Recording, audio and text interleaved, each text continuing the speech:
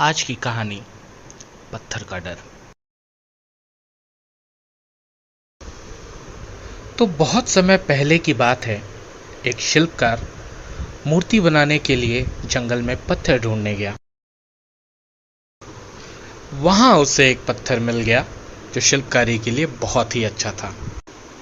अब भाई उस पत्थर को देखकर शिल्पकार तो बहुत खुश हुआ और मन ही मन कहने लगा, यह पत्थर तो मूर्ति बनाने के लिए बहुत सही है।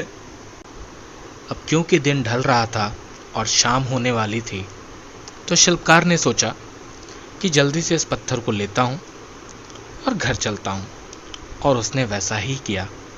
उसने उस पत्थर को अपने साथ लिया और अपने घर की तरफ वापस जाने लगा। जैसे ही वो आगे बढ़ा, रास्ते में उसे एक और पत्थर मिला, जिसे देखकर शिल्पकार ने सोचा कि जब मैं एक पत्थर लेकर जा ही रहा हूं तो क्यों ना एक और को साथ में लेता चलूं। और उन दोनों पत्थरों को साथ लेकर शिल्पकार अपने घर पहुंच गया। अब क्योंकि घर पहुंचते पहुंचते शाम हो चुकी थी, शिल्पकार बहुत थक चुका था। थकान की वजह से शिल्पकार ने सोचा कि क्यों ना इन दोनों पत्थरों को आज घर के बाहर ही रख दूं और आराम कर लेता हूं। कल सुबह उठकर इन पर काम शुरू कर दूंगा। और यह सोचने के बाद शिल्पकार ने वही किया। उसने दोनों पत्थरों को घर के बाहर रखा और घर जाकर आराम करने लगा। अगले दिन सुबह उठकर शिल्पकार ने पत्थर को उठाकर अपने औजारों से उस पर कारीगरी करनी शुरू कर दिया। शिल्पकार के काम शुरू करते ही औजारों की चोट जब पत्थर पर हुई, तो वह पत्थर बोलने लगा, मुझे छोड़ दो, मुझे छोड़ दो, मुझे बहुत दर्द हो रहा है।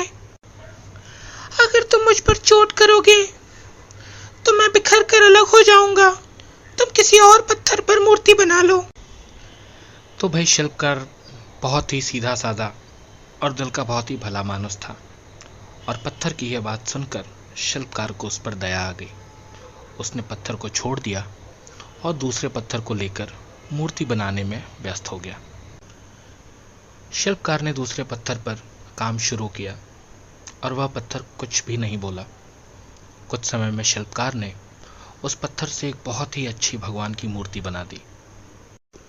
शिल्पकार के बनाए हुए इतने अच्छे शिवलिंग को देखकर शिल्पकार के बेटे से रहा नहीं गया और वो खुश होकर पूरे गांव में हल्ला करने लगा कि उसके पिताजी ने कितनी खूबसूरत शिवलिंग बनाई है।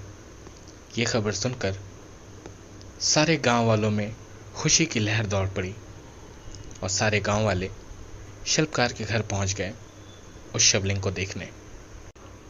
जब सब ने तसल्ली से शिवलिंग को देख लिया, तो वो इस बात पर राजी हुए कि कल शिवलिंग को ले जाकर उसे मंदिर में स्थापित कर देंगे। उसी वक्त उनमें से ही किसी एक ने कहा कि हमको नारियल फोड़ने के लिए तो एक और पत्थर चाहिए होगा। क्यों ना हम इस बाजू में रखे हुए पत्थर को भी लेते चलें। और ये बात सुनकर सब ने इस बात पर हामी भर दी। अब सारे के सारे गांव वाले मिलकर उस मूर्ति और उस पत्थर को लेकर मंदिर की ओर बढ़ चले। मंदिर के पास पहुंचते ही उन सब ने मूर्ति को ले जाकर उस मंदिर में सजा दिया और उस मंदिर के ठीक सामने उस पत्थर को रख दिया जो वो उस मूर्ति के साथ लेकर आए थे। अब रोज लोग उस मंदिर में दर्शन करने आने लगे। पर बात यहीं पर नहीं रुकी। जितने लोग रोज मंदिर में दर्शन करने आते, बाहर रखे हुए पत्थर को उतना ही ज्यादा बुरा लगता। क्योंकि अब जब भी कोई व्यक्ति मंदिर में दर्शन करने आता, तो मूर्ति की फूलों से पूजा करता, दूध से स्नान कराता, फल इत्यादि चढ़ाता। पर जो पत्थर बाहर रखा हुआ था, उस पत्थर पर नारियल फोड़ता। अब जब भी लोग उस पत्थर पर नारियल फोड़ते, वो बहुत परेशान होता। पर परेशानी ऐसी कि बताए तो बताए किसे, क्योंकि उसके सुनने वाला वहां कोई था नहीं। जब जब लोग नारियल फोड़ने के लिए नारियल को उस पत्थर पर मारते, उस पत्थर को दर्द होता। वह चिल्लाता भी था, लेकिन उसके सुनने वाला वहां कोई नहीं था, क्योंकि यह रास्ता उसने खुद चुना था। रोज बाहर रखे हुए उस पत्थर के दिल में आता कि क्यों ना एक बार मूर्ति बने पत्थर से बात की जाए। वह कोशिश भी करता, पर दिन में लोगों के आने की वजह से उसे समय नहीं मिलता था और शाम होते होते वह पत्थर इतना थक चुका होता था कि उसे नींद आ जाती थी। उस बाहर रखे हुए पत्थर ने एक दिन तय किया कि आज वो मूर्ति बने पत्थर से बात करेगा ही, और उसने वैसा ही किया। उसने मूर्ति बने पत्थर से बात की और कहा कि तुम तो बड़े मजे से होगे, लोग तुम्हारी पूजा करते हैं, तुमको दूध से स्नान कराते हैं, तुम पर लड्डू चढ़ाते हैं, तुम पर फल चढ़ाते हैं, और क्या चाहिए तुमको। पर मेरी तो किस्मत ही खराब है, लोग मुझ पर नारियल फोड़ जाते हैं, मुझे दर्द होता है, मैं चिल्लाता रहता हूँ पर कोई मेरी बात नहीं सुनता। मूर्ति बने पत्थर ने उस बाहर रखे हुए पत्थर की सारी बात सुनी और उस पर गौर किया।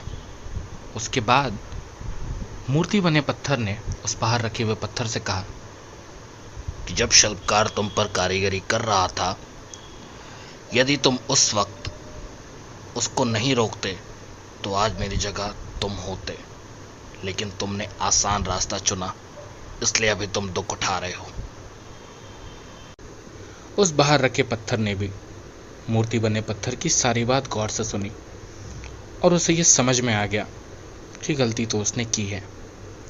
उसने अपनी सारी परेशानी और सारी शिकायतों को किनारे रखा और उसने उस मूर्ति बने पत्थर से कहा कि अब से मैं कोई शिकायत नहीं करूंगा। अगले दिन सुबह रोज की तरह लोग फिर दर्शन करने मंदिर आना शुरू हो गए। काफी लोग आते, काफी लोग जाते, काफी लोग अंदर फूल, माला, फल इत्यादि चढ़ाते और बाहर रखे हुए पत्थर पर नारियल भी फोड़ते।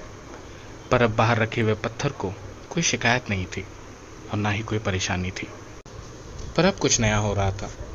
लोग आकर उस पर नारियल तो फोड़ते, नारियल फूटने से उस पर नारियल का पानी भी गिरता, पर अब लोग मूर्ति का प्रसाद का जो भोग था उसे लगाकर उस पत्थर पर भी रखने लगे जो बाहर रखा हुआ था।